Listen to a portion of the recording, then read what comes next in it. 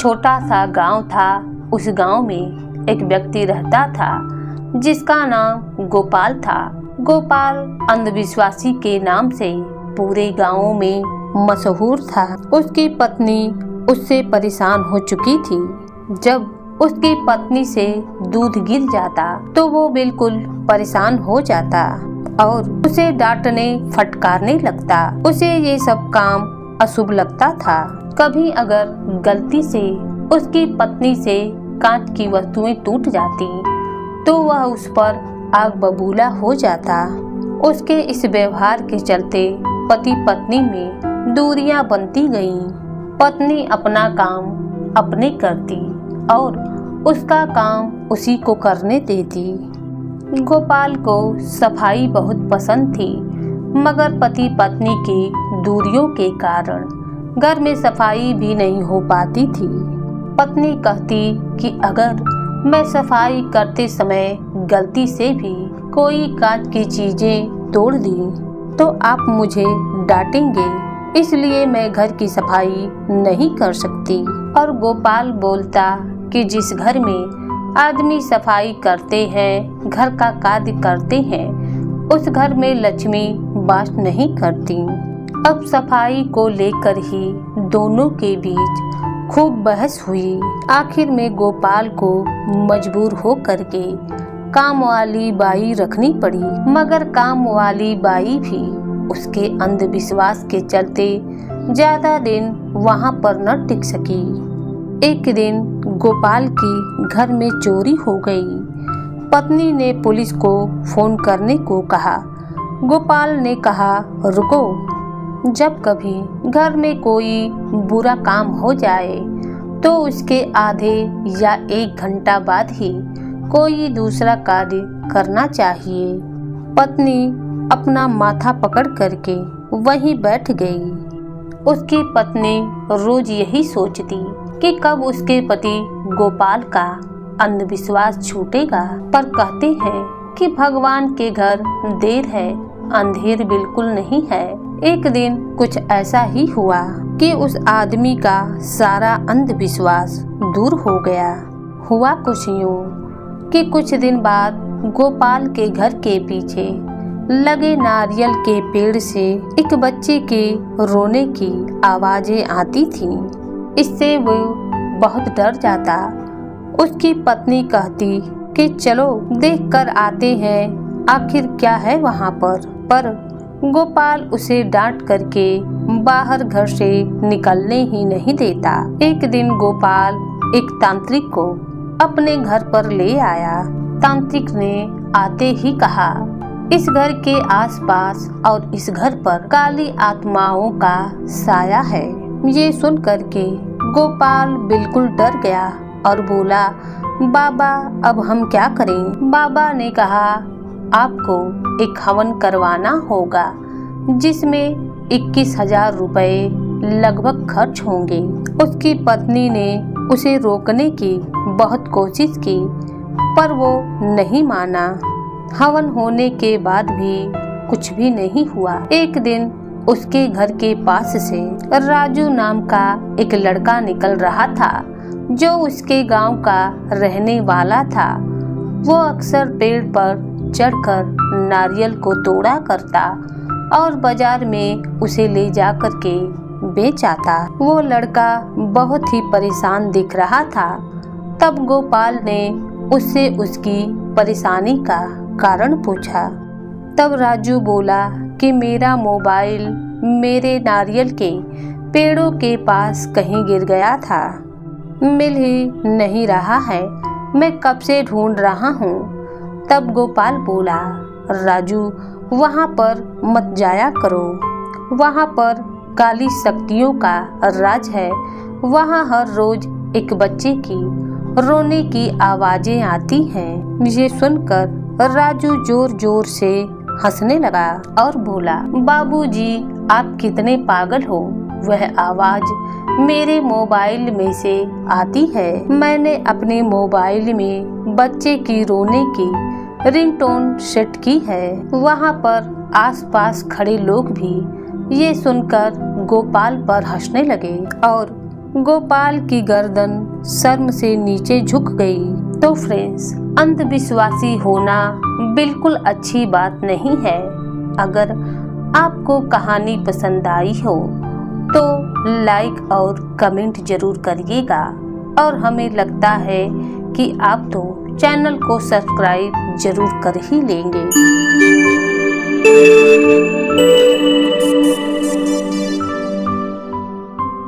सेठ घनश्याम दास पूना के बहुत जाने माने सेठ साहूकार थे। उनकी बहुत बड़ी हवेली थी और वह बहुत बड़ी हवेली में रहा करते थे। उनके 3 पुत्र थे।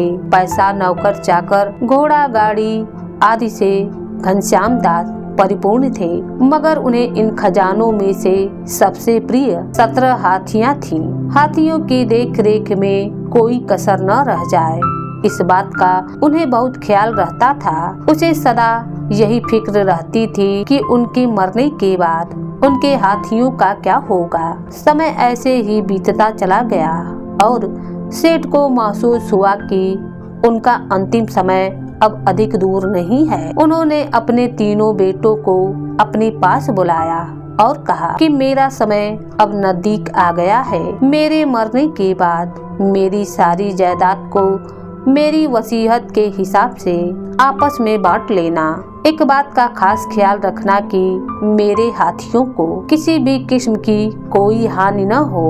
कुछ दिन बाद सेठ स्वर्ग सिधार गया। तीनों लड़कों ने जायदाद का बंटवारा पिता की इच्छा के अनुसार कर लिया, मगर हाथियों को लेकर सब परेशान हो गए। कारण था कि सेठ ने हाथियों के बंटवारे में पहले लड़के को आधा, दूसरे को 1/3 और तीसरे को 9वां हिस्सा दिया था। 17 हाथियों को इस तरह बांटना एकदम असंभव था। हताश होकर तीनों लड़के 17 हाथियों को लेकर अपने बाग में चले गए और सोचने लगे कि इस विकट समस्या का कैसे समाधान हो। तभी तीनों ने देखा कि एक साधु अपने हाथी पर सवार उनकी ही ओर आ रहे हैं। साधु के पास आने पर लड़कों ने प्रणाम किया और अपनी सारी कहानी सुना दी। साधु ने कहा कि अरे, इसमें परेशान होने की क्या बात है, लो मैं तुम्हें अपना हाथी दे देता हूँ। सुनकर तीनों लड़के बहुत खुश हुए।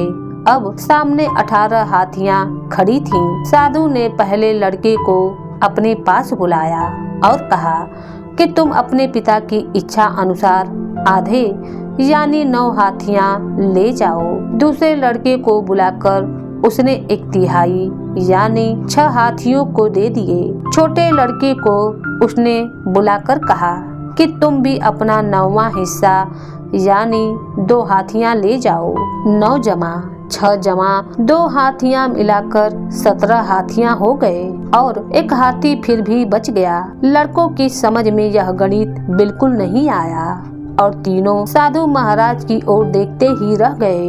उन सबको इस हालात में देखकर साधु महाराज मुस्कुरा दिए और आशीर्वाद देकर तीनों से विदा लेकर अपने हाथी पर जिस दिशा से आए थे उसी दिशा में सवार होकर चले गए। उधर यह तीनों सोच रहे थे कि साधु महाराज ने अपना हाथी देकर कितनी सरलता से और भोलेपन से एक जटिल समस्या को सुलझा दिया। इस तरह साधु ने अपनी सूझबूझ से उनके पास पड़े हुए हाथियों को उनमें व्यवस्थित ढंग से बांट दिया।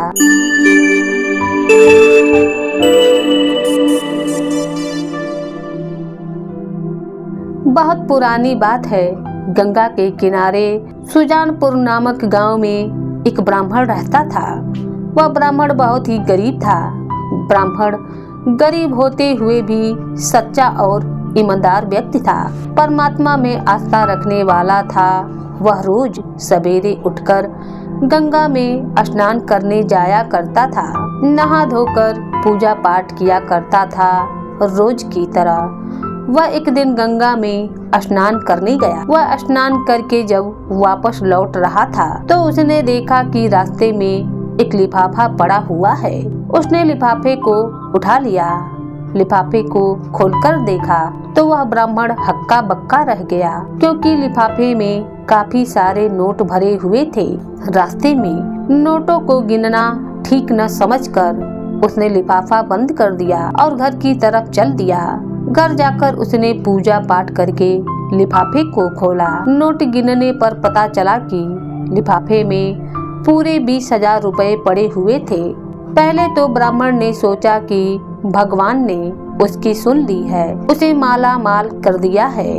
ब्राह्मण की खुशी ज्यादा देर तक रुक न सकी, क्योंकि अगले ही पल उसके दिमाग में यह विचार उठा कि हो सकता है यह पैसा मेरे जैसे ही किसी गरीब के गिरे हुए हो। शायद किसी ने अपनी मेहनत से बूंद बूंद इकट्ठा करके ये पैसे जमा किए हो, या अपनी बेटी की शादी के लिए जोड़कर रखे हुए हो। उसकी आत्मा ने अंदर से आवाज दी कि वह इन पैसों को ग्राम प्रधान को दे आए। वह उठा और ग्राम प्रधान के घर की तरफ चल दिया। अभी वह ग्राम प्रधान के आंगन में ही पहुंचा था। उसे लगा कोई गरीब आदमी पहले से ही ग्राम प्रधान के घर पर पहुंचा हुआ है और वह भी उनके पास पहुंच गया। उसने देखा कि गरीब आदमी रो रो कर ग्राम प्रधान को बता रहा था कि कैसे कैसे यत्नों से उसने पैसे जोड़े थे, पर कहीं रास्ते में गिर गए थे। सारी कहानी सुनकर ब्राह्मण ने जेब से पैसे निकाले और उस गरीब आदमी को देते हुए कहा कि मुझे ये पैसे रास्ते में मिल गए थे। आपकी कहानी सुनने के बाद अब मुझे यकीन हो गया है कि ये पैसे आप ही के होंगे। पैसे देखते ही गरीब के चेहरे पर रौनक आ गई। गरीब ब्राह्मण ने कहा, पैसे गिन लीजिए। गरीब आदमी ने ब्राह्मण का धन्यवाद करते हुए कहा, पैसे तो पूरे हैं ही, इससे मैं आपको कुछ इनाम देना चाहता हूँ। गरीब ब्राह्मण ने कुछ भी लेने से इनकार कर दिया। उस व्यक्ति ने ब्राह्मण को बहुत बहुत धन्यवाद दिया। ब्राह्मण वहाँ से अपने घर की तरफ वापस लौटने लगा। जब वह अपने घर की तरफ वापस आ रहा था, उसको इस बात की खुशी थी कि उसकी आत्मा की आवाज की जीत हुई है।